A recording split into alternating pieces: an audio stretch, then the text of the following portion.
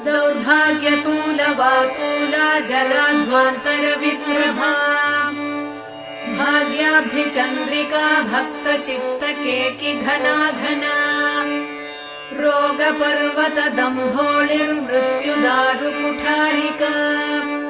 महेश्वरी महाकाली महाग्रासा महाशना अपर्णा चण्डिका चण्डमुण्डा सुरनिषूदिनी क्षराक्षरात्मिका सर्वलोकेशी विश्वधारिणी त्रिवर्गदात्री सुभगा त्र्यम्बका त्रिगुणात्मिका स्वर्गापवर्गदा शुद्धा जपा पुष्पनिभाकृतिः वोजोवती द्युतिधरा यज्ञरूपा प्रियव्रता दुराराध्या दुराधर्षा पाटली कुसुमप्रिया